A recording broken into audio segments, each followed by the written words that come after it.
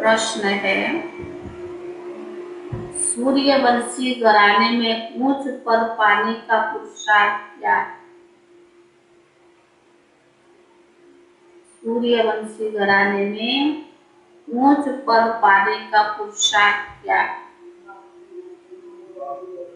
भाग किया भाग तीसरी में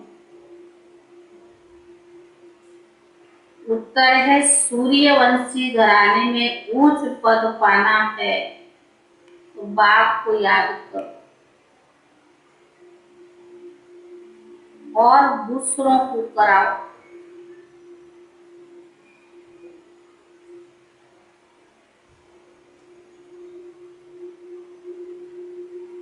जितना जितना स्वदर्शन चक्रधारी बनेंगे और बनाएंगे,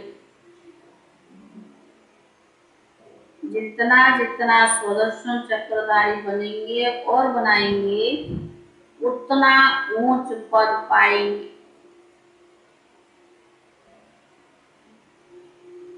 दूसरा, पुरुषार्थ कर पास विदानर बन।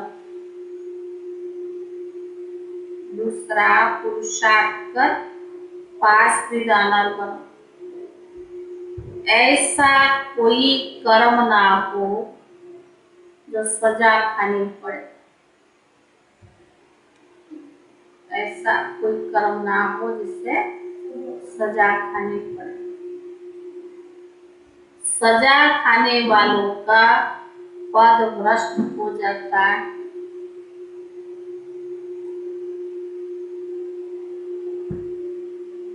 सजा खाने वालों का पद भ्रष्ट हो जाता है।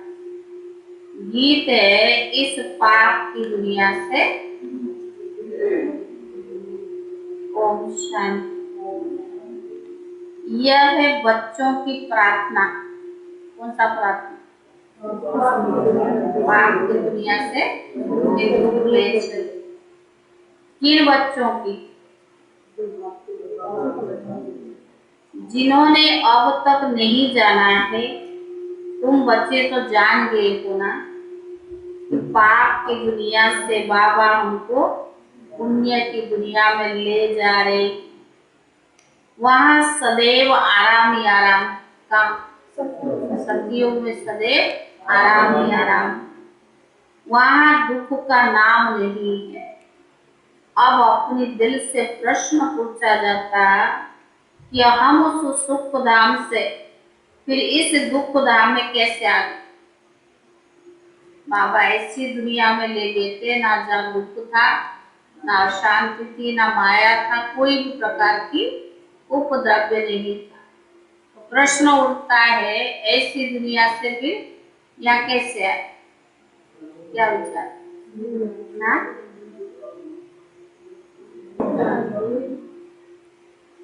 बाबा ने कहा, बाप इस पाप की दुनिया से बाबा हमको पुण्य की दुनिया में ले जा रहे थे।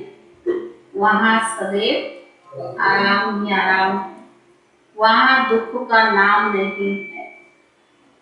तो बाबा ने कहा, अब अपने दिल से प्रश्न पूछा जाता है कि हम उस सुख धाम से फिर दुख धाम में कैसे आ गए। यह तो सभी जानते हैं कि भारत प्राचीन देश है। भारत ही सुख धाम था। एक ही भगवान भगवती का राज्य था। गॉड कृष्ण, गॉडेस राधे अथवा गॉड नारायण, गॉडेस लक्ष्मी राज्य करते थे। सभी जानते हैं कि अब फिर भारतवासी अपने को पतित भ्रष्टाचारी क्यों कहते हैं। जानते भी है कि भारत सोने की चिड़िया था। पारसनाथ की राज्य था। फिर इस भ्रष्टाचारी अवस्था को कैसे पाए? प्रश्न पूछ रहा, इतना भारत श्रेष्ठ कैसे पाया? बाबा समझाते, मेरा भी यहाँ ही जन्म है, परंतु मेरा दिव्य जन्म है। तुम जानते हो हम शिव वंशी है और प्रजापिता ब्रह्मा कुमार कुमारियां हैं। इसीलिए बाबा ने समझाया है पहले पहले ये प्रश्न पूछो, गॉड फादर को जानते हो? कहेंगे फादर है ना, फिर संबंध क्या पूछते? पिता हो गया ना।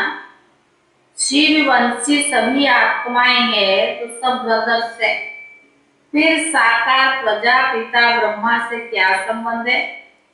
तो सभी कहेंगे वो हमारा पिता है, जिनको आदि देव भी कहते हैं। शिव हो गया निराकार बाप, वह इमार्टल ठहरा, आत्माएं भी इमार्टल है। बाकी साकार एक शरीर छोड़ दूसरा लेते हैं। निराकार शिव वंशी, उनमें फिर कुमार कुमारियां नहीं कहेंगे। आत्माओं में कुमार कुमारी पना नहीं होता। आत्मा का पुरुष है, भाई भाई, आत्मा में कुमार कुमारी पना नहीं होता। प्रजापिता ब्रह्मा के बच्चे हैं, उनमें है कुमार कुमारियां। शिव वंशी तो पहले से ही है। शिव बाबा पुनर्जन्म में नहीं आते। बाप कहते तुम भारतवासियों ने अपने आप को ही चमाट लगाई है। कहते भी है परमात्मा, फिर उनको सर्वव्यापी कह देते। एक तरफ के तो बाप है हमारा, फिर दूसरे तरफ कहते सर्वव्यापी। पुण्य आत्मा बनाने वाले बाप को तुमने कुत्ते बिल्ली पत्थर टिकर सब में ठोक दिया। वो बेहद का बाप है जिसको तुम याद करते हो। वही प्रजापिता ब्रह्मा के मुख द्वारा ब्राह्मण रचते। तुम ब्राह्मण से देवता बनते हो। पति से पावन बनाने वाले बाप तो एक ही ठहरा, उनको सबसे जाति तुमने डिपेंड किया। इसीलिए तुम्हारे पर धर्मराज द्वारा केस चलेगा।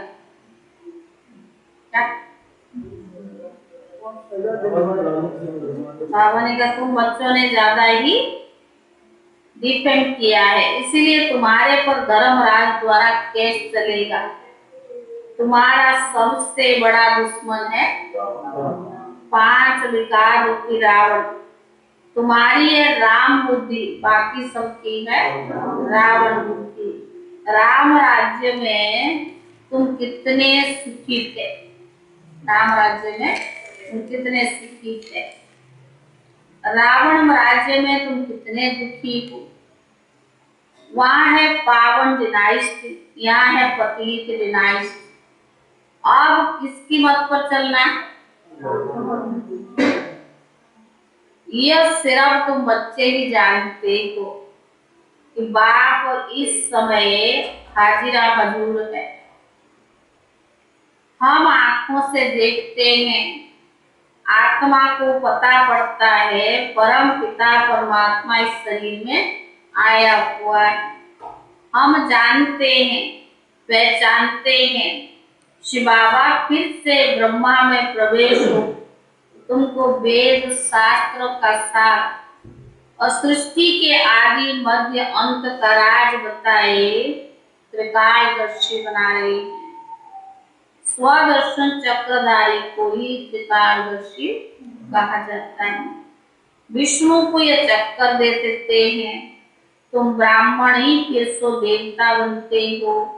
देवताओं की आत्मा और शरीर दोनों पवित्र है। शरीर तुम्हारा तो विकार से बना हुआ है ना, भले तुम्हारी आत्मा अंत में पवित्र हो जाती है, परंतु शरीर तो पतित है ना, इसीलिए उनको स्वदर्शन चक्कर दे रही। तुम संपूर्ण बनते हो, फिर विष्णु की विजय माला भी बनते हो। रुद्र माला और फिर है विष्णु की माला। रुद्र माला है निराकारी, और फिर जब साकार में राज्य करते हैं तो माला बन जाती है। तो इन सब बातों को तुम बच्चे अभी जानते हो। गाते भी है पतित पावन आओ, तो जरूर एक ही को आना। सर्व पतितों को पावन बनाने वाला एक ही बाप है। तो पतित पावन मोस्ट बिलीवेड इनकॉर्पोरियल गॉड फादर ही ठहरा। पतित पावन मोस्ट बिलीवेड सबसे प्यारा अति। तो बाबा ने कहा वो कौन है? निराकार शिव बाबा है। वह है बड़ा बाबुल। छोटे बाबा को तो बाबा बाबा कहते रहते हैं। जब दुख होता है तो परम पिता परमात्मा को याद करते हैं। यह बड़ी समझने की बात है। ब्रह्मा बाबा कौन है? बाबा है। और शिव बाबा अभी क्या का बाबा? बाबुल। छोटे बाबा को तो सब बाबा बाबा कहते, पर वो बड़ा है ना तो बाबुल है। नई नाम बताया ना बाबा ने। तो बाबा ने कहा कि परमात्मा से आपका क्या संबंध है? शिव जयंती तो मनाते हैं। निराकार परम पिता परमात्मा की महिमा बड़ी भारी है। जितना बड़ा इम्तिहान उतना बड़ा टाइटल भी मिलता है ना। बाबा का टाइटल तो बहुत बड़ा है। जितना बाबा ने कहा देवताओं की महिमा तो कमल है। सर्वगुण संपन्न, कला संपूर्ण, संपूर्ण निर्विकारी, मर्यादा पुरुषोत्तम। बड़ी हिंसा है काम कटारी चलाए, एक दो को आदि मध्य अंत दुख देते। यह बड़ी भारी हिंसा है। अभी तुम बच्चों को क्या बनना? डबल अहिंसक बनना। भगवान वो बात है, बच्चे तुम आत्माएं हो, हम परमात्मा है। तुमने 63 जन्म विषय सागर में रहे हो और तुमको हम क्षीर सागर में ले जाते। बाकी पिछाड़ी के थोड़ा समय तुम पवित्रता की प्रतिज्ञा करो। सारा कलम बीत गया, लेकिन ये संगम में छोटा सा योग है। तो बाबा ने कहा थोड़ा समय के लिए प्रतिज्ञा करो। यह तो अच्छी मत है ना। कहते भी है हमको पावन बनाओ। पावन आत्माएं मुक्ति में रहती है। सतयुग में है जीवन मुक्ति। बाप कहते अगर सूर्यवंशी बनना है तो पूरा पुरुषार्थ करो। मुझे याद करो, औरों को भी याद दिलाओ। जितना जितना स्वदर्शन चक्रधारी बनेंगे और बनाएंगे उतना ऊंच पद भी पाएंगे। अभी देखो ये प्रेम बच्ची देहरादून में रहती है। इतने सब देहरादून निवासी स्वदर्शन चक्रधारी तो नहीं,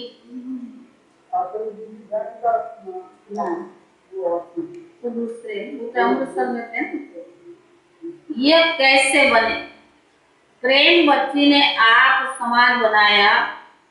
ऐसे आप समान बनाते बनाते देवी झाड़ की वृद्धि होती है।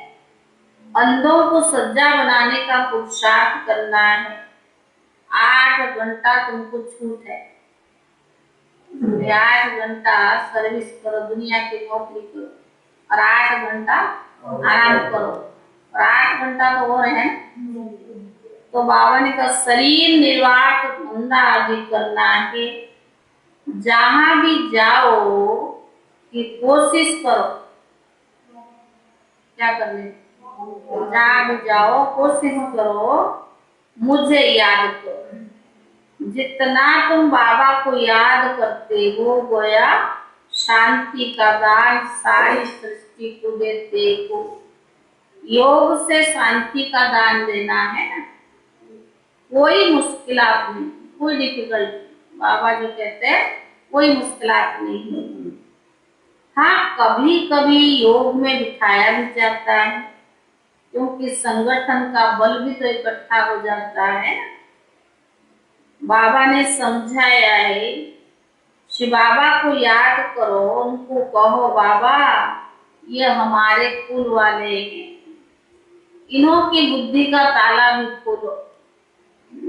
यह भी याद करने की युक्ति है। अपनी प्रैक्टिस तो यही रखनी, खुद भी करो औरों को भी कराओ, यही प्रैक्टिस करनी है। चलते फिरते बस याद की यात्रा में रहो। टाइम मिले तो बैठ करके करो, लेकिन बाबा ने कहा चलते फिरते भी याद की यात्रा में रहो। बाबा इन पर दुआ करो। दुआ करने वाला रहम दिल तो एक बाबा ही है। हे भगवान इस पर रहम करो, भगवान को ही तो कहेंगे। कुलभूषणों को अभी आपस में कितना प्यार होना, सॉरी वही मर्सीफुल, नॉलेजफुल, विशफुल, बाबा को ही तो कहेंगे ना, तो बाबा ही मर्सीफुल, नॉलेजफुल और ब्लिसफुल है। तो बाबा ने कहा पवित्रता में भी फूल है तो प्यार में भी फूल है। तो ब्राह्मण कुलभूषणों का भी आपस में कितना प्यार होना चाहिए। शरीरदारी का थोड़ा, वहाँ प्यार कितना होना चाहिए। किसी को भी दुख नहीं देना चाहिए। वहाँ जानवर आदि भी किसको दुख नहीं देते। कहाँ तुम बच्चे घर में रहते, भाई भाई आपस में लड़ पड़ते हो थोड़ी सी बात में, तो बाबा ने कहा वहां तो जानवर आदि भी नहीं लड़ते हैं, तुमको तो यहीं सीखना पड़े। और यहाँ भी लड़ाई झगड़ा करते हो, सतयुग में क्या करो। बाबा ने कहा वहां तो इतना सुख शांति राज्य होगा, कोई किसको दुख नहीं देगा, लड़ाई झगड़े नहीं होगी, तो कहाँ से बढ़ेगी संस्कार। संगम पर ना तुमको भी सीखना है, अगर नहीं सीखेंगे तो बाप कहते धर्मराज किसी को डरता नहीं, वो तो धर्मराज उसके अधीन है। तो बाबा ने कहा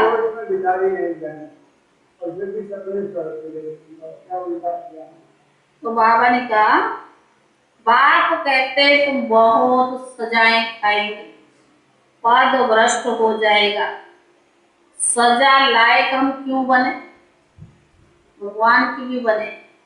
भगवान हमारे से पुरुषार्थ भी करा रहा है, प्यार भी दे रहा है, पालना भी कर रहा है, परवरिश भी कर रहा है, सर्व संबंध का जो प्राप्ति है, जो रस है, वो भी निभा रहा है। लेकिन बाबा ने कहा भगवान के बनकर, फिर बाबा ने कहा लायक, सजा के लायक क्यों बने, भगवान को भी बड़ा डर लगता है। पास में जाना तो होना चाहिए ना, आगे चलकर बाबा सब साक्षात्कार कराते रहेंगे। तू झूठ मूठ करके थोड़ी निकल जाना, आगे चलकर बाबा सब साक्षात्कार कराते हैं। हाँ अभी थोड़ा समय, तो बाबा ने कहा इसलिए जल्दी करते रहो। बीमारी में भी सबको कहते रहते हैं ना राम राम को, दुनिया में भी तो बीमार होते तो उसको भी क्या कहते राम राम को, अंदर से भी कहते हैं। पिछाड़ी में भी कोई कोई बहुत तीखे जाते हैं, मेहनत करके आगे बढ़ जाते हैं। तुम बहुत वंडर्स देखते रहेंगे। नाटक के पिछाड़ी में वंडरफुल पार्ट होता है ना, पिछाड़ी में भी वाह वाह होती, सारा ड्रामा पूरा हो जाता, लास्ट में क्या सारे स्टेज पर आते वाह वाह होती है। उसी समय तो बहुत खुशी में रहेगी। जिनमें ज्ञान नहीं वो तो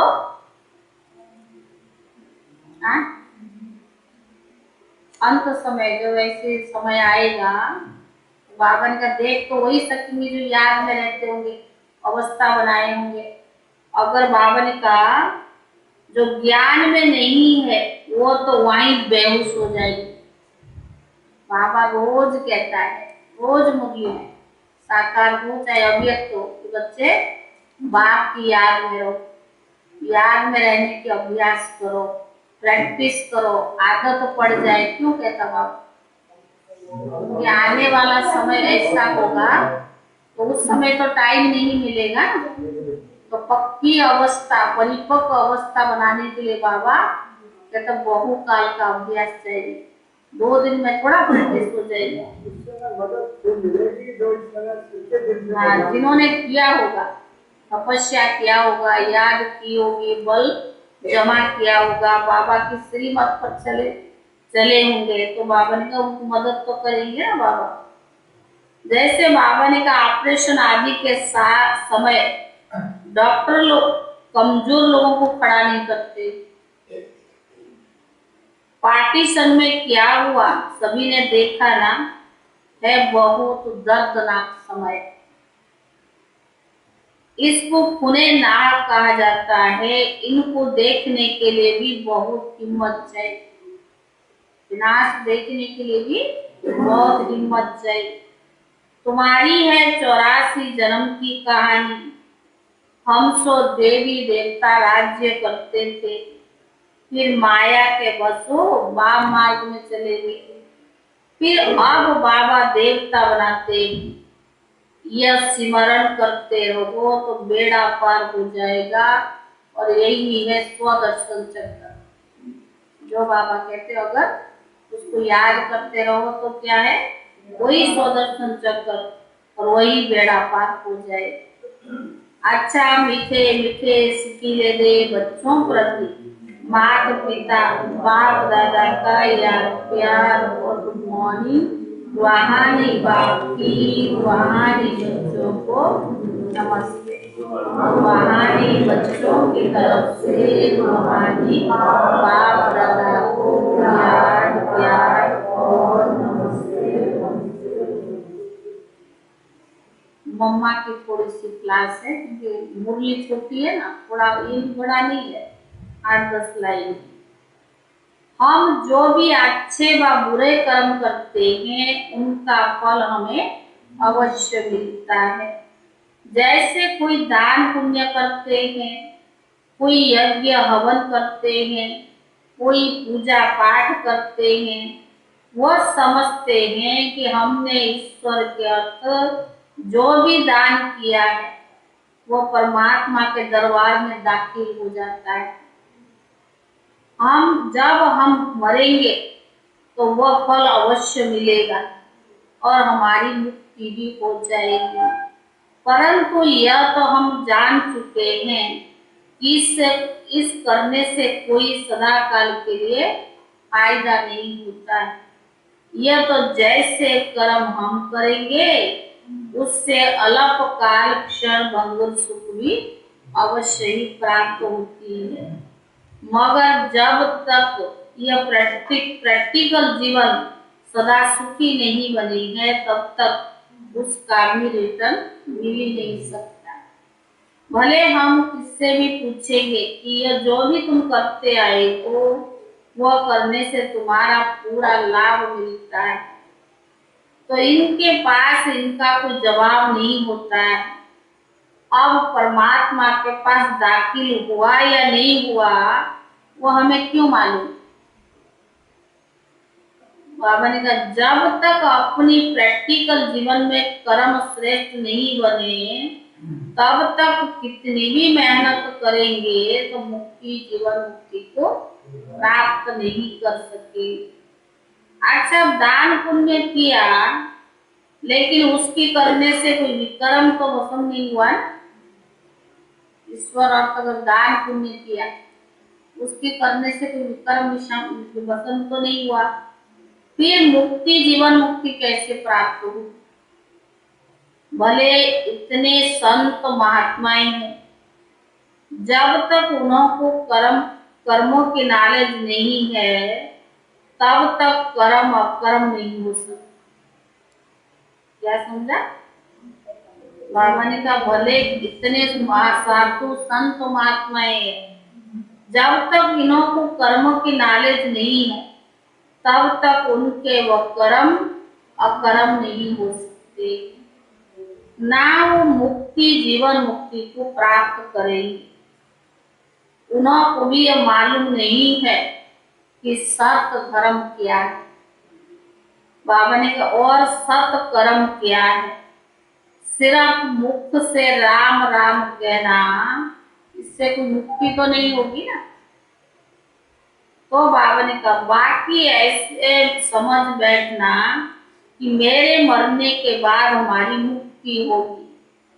उनको ये पता नहीं कि मरने के बाद क्या फायदा मिलेगा, कुछ भी नहीं। बाकी तो मनुष्य अपने जीवन में चाहे बुरा कर्म करे चाहे अच्छा कर्म करे, वो तो इसी जीवन में ही भोगना पड़े। लोगों को पता पड़े या ना पड़े, छुपा लेंगे अपने को, दूसरों को नहीं बताएंगे, लेकिन जो किया है उसी जन्म में ही भोगना पड़े। अब ये सारी नॉलेज हमें परमात्मा टीचर द्वारा मिल रही है, कैसे शुद्ध कर्म करके अपनी प्रैक्टिकल जीवन अच्छी बनाएंगे। बाबा हमारे कर्म को श्रेष्ठ कर रहा है, हमें सिखा रहा है कि प्रैक्टिकल कर्म करके कैसे अपने जीवन को श्रेष्ठ बनानी। अच्छा, आज की धारणा के लिए मुख्य सार क्या सुनाए बाबा? हाँ, धारणा के लिए मुख्य सार पहला है बाप समान सर्व गुणों में फूल बनना। बाप समान सर्व गुणों में फूल बनना। आपस में बहुत प्यार से रहना।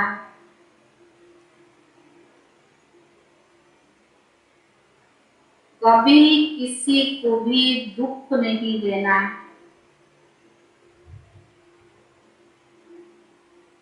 आपस में बहुत प्यार से रहना है, कभी किसी को भी दुख नहीं देना। दूसरा, चलते फिरते बाप को याद करने का अभ्यास करना। चलते फिरते बाप को याद करने का अभ्यास करना। याद में रहे सारे विश्व को शांति का दान देना। याद में रहे सारे विश्व को शांति का दान देना। वरदान, ज्ञान के राज को समझ सदा अचल रहने वाले निश्चय बुद्धि विघ्न विनाशक भव। ज्ञान के राज को समझ सदा अचल रहने वाले निश्चय बुद्धि विघ्न विनाशक भव।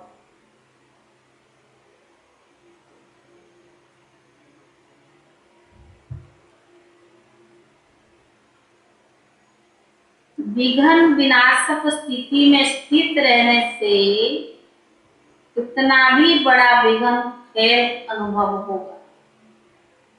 विघ्न विनाशक स्थिति में स्थित रहने से कितना भी बड़ा विघ्न खेल अनुभव होगा। खेल समझने के कारण विघ्नों से कभी घबराएंगे नहीं। खेल समझने के कारण विघ्नों से कभी घबराएंगे नहीं, लेकिन खुशी खुशी से विजयी बनेंगे। लेकिन खुशी खुशी से विजयी बनेंगे और डबल लाइफ रहेंगे।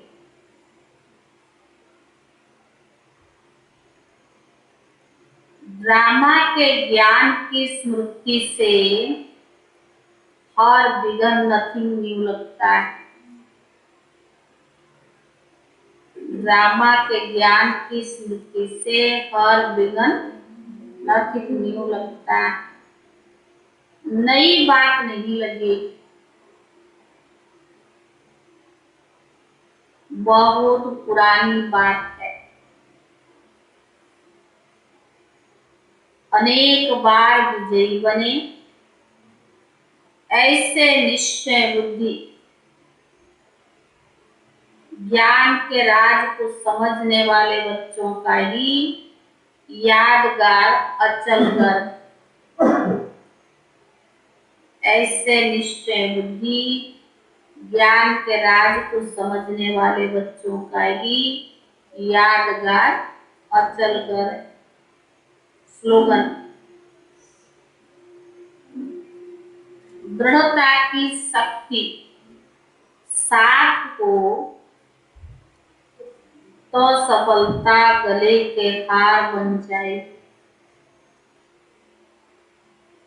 दृढ़ता की शक्ति साथ हो तो सफलता गले के हार बन जाए। ओम शांति।